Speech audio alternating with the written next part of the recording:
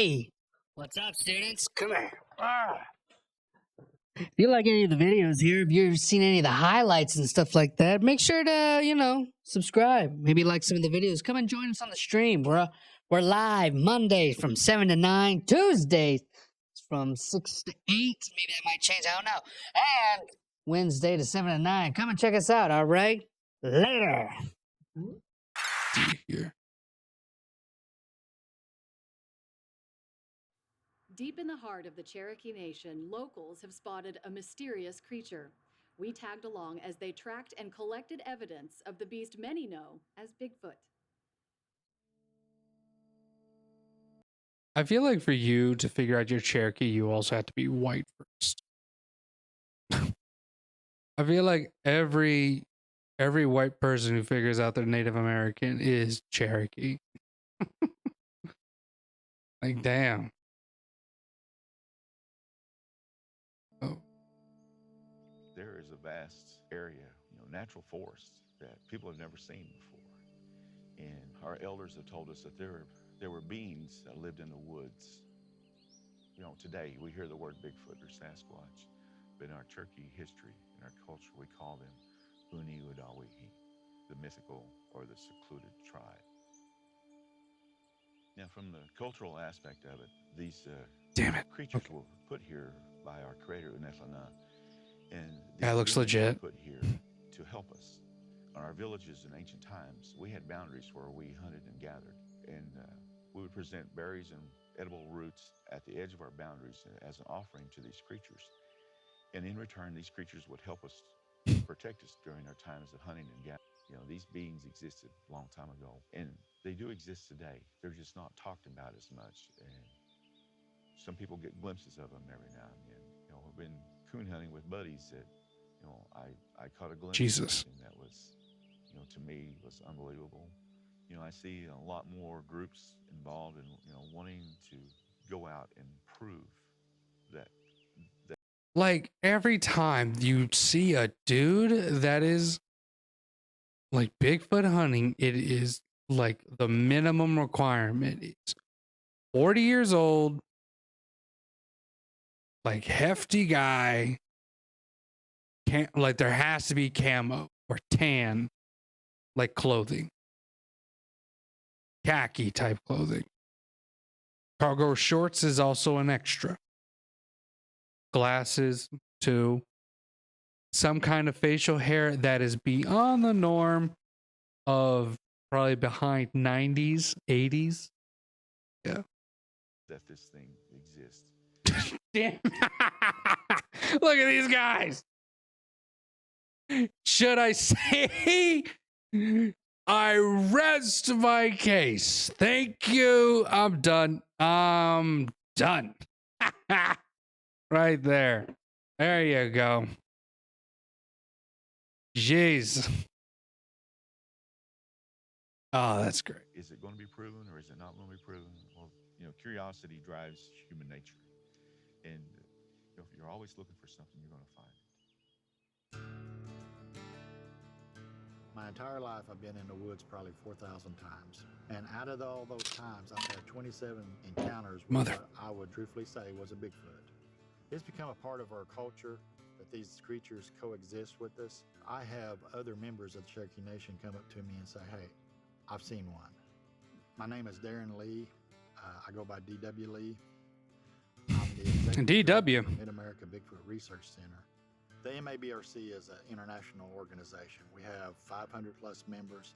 The goal of the MABRC is to actually accumulate as much information and evidence as we can. So when it is proved to science, I can say, okay, here's what I got. You either take it and use it, throw it away, whatever you want. But I've done my part. We believe Bigfoot is a large primate. They're all hairy, got a big foot, more of an ape-like features to its face. It has above average intelligence. The ones in this area are about 7 to 8 feet tall. For the most part, they are shy, they are elusive, and as long as you don't corner one, they usually stay pretty at ease with you. When the MABRC decides to do an expedition, we don't want to go in an area that don't have no Bigfoot sightings or any activity. We've actually got a whole bunch of research areas spread across the country. We have some here near Stillwell that are pretty active. This area here, we've had a lot of encounters and sightings and stuff like that down through here. You can see some highline power poles down there, and we speculate that the Bigfoot use a power line right of way as a navigation tool. You know, they just walk along it.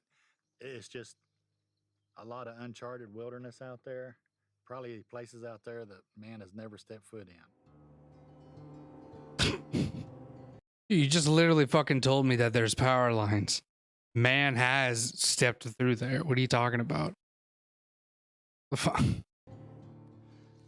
Once we get out there on site, we put our recorders out. What we do is we have these little audio recorders. Dude, you gotta. What else you been using for that fucking wood? I mean, you've been to the woods 7,000 times, right? 10,000? Okay. And we have these what we call drop boxes, and they're tubes that has bark glued on the outside of them. And we have a. You tell me this thing has above average intelligence. It'd be like, gonna be running around, fucking. Oh. Yeah. Yeah, no, that's a fucking recording device. Yeah. All right, whatever. I'll just moan into it. Stick that we can hang it about 20 feet up in the air. What this does is it makes it unnoticeable. We use thermal cameras that are portable that we can take everywhere with us. We also use parabolic listening devices, which are big bowls with a microphone in the middle, and these take the sounds and focuses them My dude just Wikipedia'd that shit. on that microphone. We also use drones to fly over an area. A lot of times when we go out on expeditions, we'll have members do a vocalization.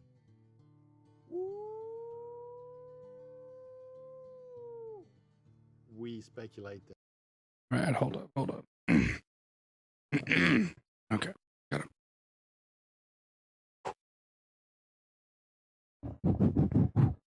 Okay. Ah.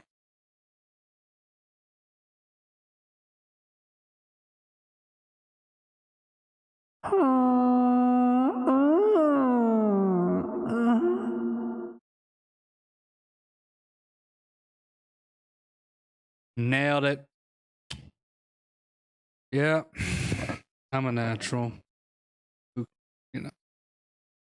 I'm an expert. That's what you get. Okay.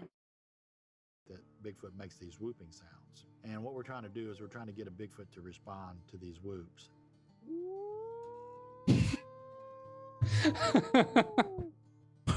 Whoa! He's a frat guy. That's what he is. Woo! Woo! Okay, cool. The vocalizations that Randy's been doing, even if we don't hear a response here, if there's one farther up in the. And if we don't find nothing, man, I just. Ooh, it gets me hard. I'll tell you what, Gary, you keep doing that, you're gonna. Oh boy. There's something gonna be going down. You're gonna find my boner in this woods, I'll tell you what. The valley. Hopefully the recorders will pick it up. In most primates, the long calls are used as a food response. That food has been found, food is there, available. These vocalizations can mean different things. Hopefully Randy don't ever call in a love-struck Bigfoot. He'll be on his own. He'll be on his own, but I got my camera. We're gonna make good money on this, Randy. You see him smile on his face. He's just like, I'll sacrifice myself. Like, how bad do you want it, Randy? Huh? You willing to sacrifice those cheeks? Find Bigfoot, huh? and I can't run. We have DNA collection kits. If we see a hair sample, we record it, we document it. We look for tree structures. Tree structures are items that's been constructed out in the woods that shouldn't really be there. There is absolutely no root ball down here whatsoever. This end has been burnt completely. This is not a rotted off end like you would see if it rotted out of the ground. He must have ran past in such a fast fashion to where the friction of him hitting it burnt it. Probably what caused it. Talk about a balancing act. This is what we see a lot of times on these structures where they'll actually balance. You can try to knock them down, and they won't. There's different speculations what each kind of structure means. This could be just a warning to other Bigfoot, hey, behind this is my territory, don't come any further. It could even be a directional marker. You know, if we follow where it's pointing, we might find a water source. We also look for footprints. You know, when you're 7-8 miles back up in the woods, you come across a bare footprint, it's not too likely you got humans running around barefoot up there in the woods. Looks like we got something here. It's not very big, about maybe 7 inches, 6 inches. Not much bigger than that, but there's a toe, and a toe. My dude's pressing in the dirt. Side of the foot's well defined. That's actually castable. Based on the size, like Jim said, it's probably, 7.5 inches. If anything, it's probably maybe a 1-year-old at the most. At the If most, that, maybe. yeah. It'd only be something probably about this tall. Well, let's go ahead and cast this one. That's a pretty good little impression for this part of the state.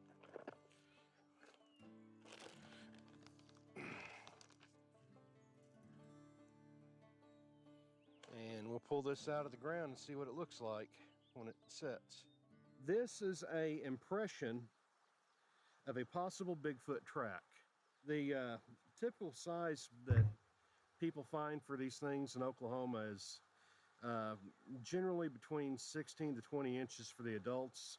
Stuff smaller than that would be juveniles. In humans, we wear shoes and it causes the toe to get diverted inwards, and it's a deformity caused from wearing shoes. When you see a toe that's splayed out like that, that means that whatever left the footprint has never worn shoes. The MABRC does not make a definitive claim that anything is Bigfoot. We're very scientifically minded. You got to let the research show you what's out there. As the executive director of the MABRC, I'm basically taking care of the website, taking care of the forums. I also get evidence from our guys, video evidence, picture evidence. A lot of times I'll take a photo, and what I'm doing is I'm zooming in on it. I'm changing the pixelization on it. I'm changing from color to black and white to see if there's anything that pops out.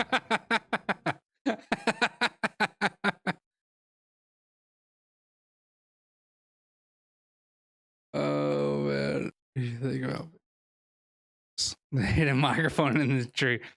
I bet you're wrong. Boy, watching you put it up there.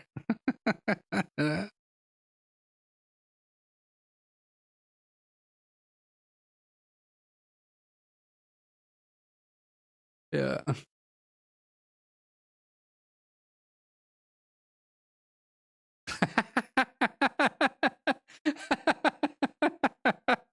Oh, that's so true.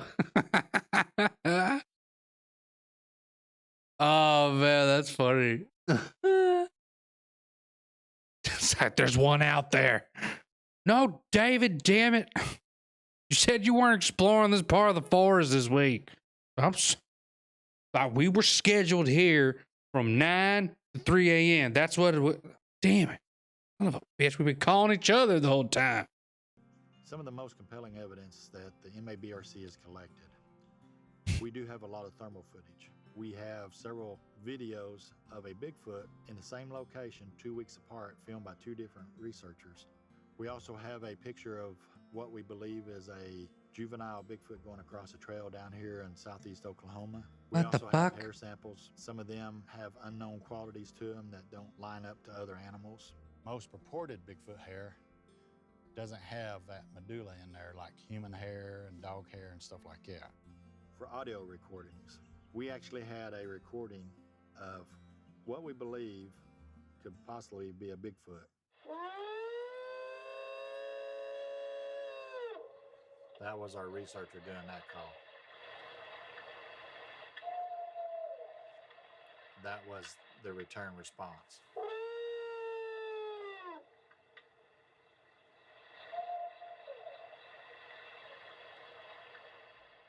The thing about humans, we think we know a lot, but as far as our planet goes, we probably only know maybe 5% of what's actually on our planet. We discover new species every day. So for us to find more information about our planet and what exists with us, I think that is really key for our survival in the end run, whether it's considered paranormal or normal. We need to find this stuff out.